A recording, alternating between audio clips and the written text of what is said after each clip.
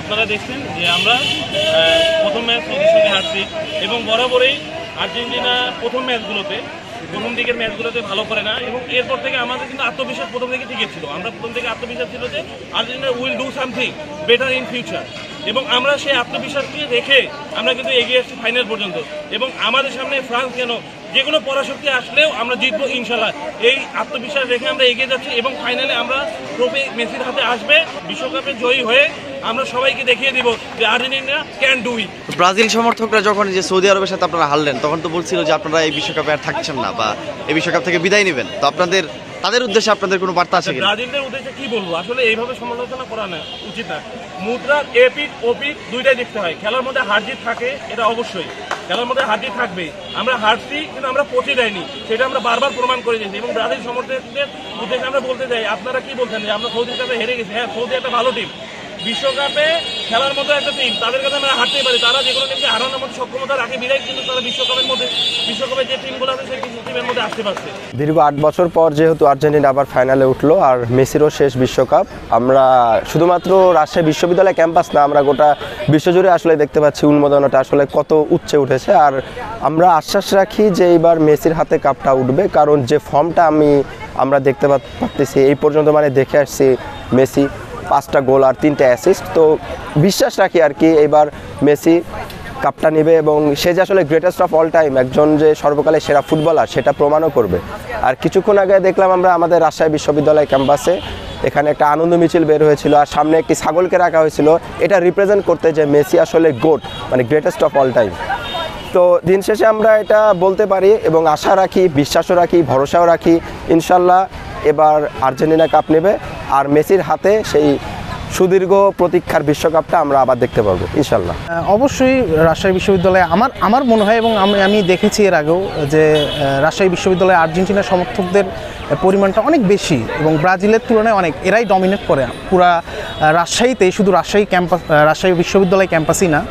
এবং সামনে যেহেতু বিশ্বকাপ রাত 9টায় শুরু হবে, বিশ্বকাপ ফাইনাল ফ্রান্স ভার্সেস আর্জেন্টিনা, এবং সেই উপলক্ষে দেখা যাচ্ছে অনেক মিছিল দেখা যাচ্ছে আর্জেন্টিনার রাজশাহী বিশ্ববিদ্যালয়ের সমর্থকদের, দেখা যাচ্ছে একটা ছাগলকে নিয়ে god greatest of all time মেসিকে রেফার করে, যেটা আর কি একটা সুন্দর একটা আনন্দ মিছিল চলছে। আমার প্রত্যাশা অবশ্যই আর্জেন্টিনা জিতবে, বাট এটাই প্রত্যাশা রাখি এবং আমার প্রেডিকশনও তাই বলে যে 60% আর্জেন্টিনার জয়ের সম্ভাবনাটাই বেশি, 60% আর্জেন্টিনা অ্যান্ড 40% ফ্রান্স। কি মনে হচ্ছে কে জিতবে এবং অন্যতম একটা সেরা আসর হতে যাচ্ছে আজকে? মানে অন্য কিছু মনে হয় বিশ্বকাপ ট্রফি, তারপর বিশ্বকাপের ট্রফি সারা বিশ্বের শ্রেষ্ঠ খেলোয়াড় লিওনেল মেসির হাতে উঠবে। আর যারা সবাই ভেবেছিল যে সৌদি আরবের কাছে হারার পর হয়তো আর্জেন্টিনার বেশি আঘাত হবে না, তাদের জন্য সমবেদনা, কারণ তারা হয়তো জানেন না যে লিওনেল মেসি জন্ম হয়েছে কাতার বিশ্বকাপ গ্রহণের জন্য। ইনশাআল্লাহ আজকে আমরা ফ্রান্সকে হারিয়ে আমাদের ম্যারাডোনার পরে আমাদের ফুটবল গড, আর্জেন্টিনার ফুটবল গড লিওনেল মেসির হাতে বিশ্বকাপ হবে ইনশাআল্লাহ। আর্জেন্টিনা আবারও 8 বছর পরে ফাইনালে উঠেছে এবং আমরা খুবই উচ্ছ্বসিত এবং আনন্দিত যে আর্জেন্টিনা এবার বিশ্বকাপ জিতবে। আমরা আশাবাদী, খুবই আশাবাদী, এবং ক্যাম্পাসে আসলে আবহাওয়া হলো ইলেকট্রিক এবং ভাইব্রেন্ট, এবং আমরা আশা করি যে, এবং এটা মেসির সামনে একটা হাতছানি যে undeniably he will be the greatest footballer of all time. সে যদি এবার বিশ্বকাপ জিতে সে সর্বকালের সর্বশ্রেষ্ঠ ফুটবলার হিসাবে ঘোষিত হওয়ার একটা তার হাতছানি। তো আমরা আশা করি আর্জেন্টিনার হাতে এবং মেসির হাতে আমরা বিশ্বকাপ দেখব। ফুটবল বিশ্বকাপ 2022 কাতার বিশ্বকাপ উপলক্ষে আপনারা দেখছেন এই রাজশাহী বিশ্ববিদ্যালয় সহ আমাদের সারা বাংলাদেশে শিক্ষার্থীদের মাঝে, জনগণের মাঝে একটা উৎসবমুখী পরিবেশ সৃষ্টি হয়েছে।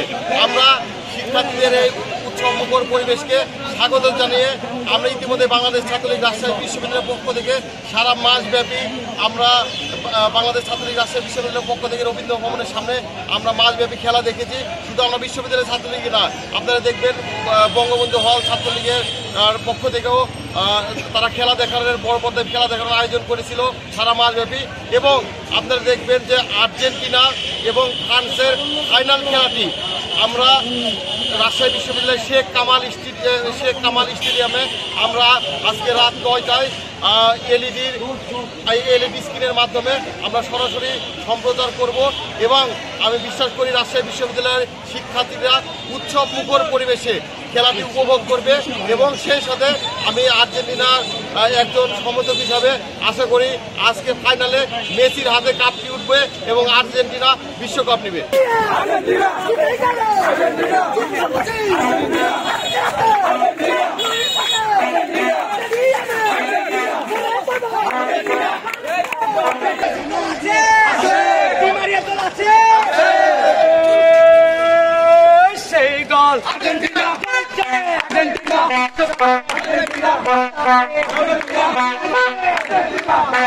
সংবাদ, ফিচার ও অনুষ্ঠানের জন্য ভিজিট করুন সংবাদ প্রকাশের ওয়েবসাইট এবং যুক্ত থাকুন ফেসবুক পেজ ও ইউটিউব চ্যানেলের সঙ্গে।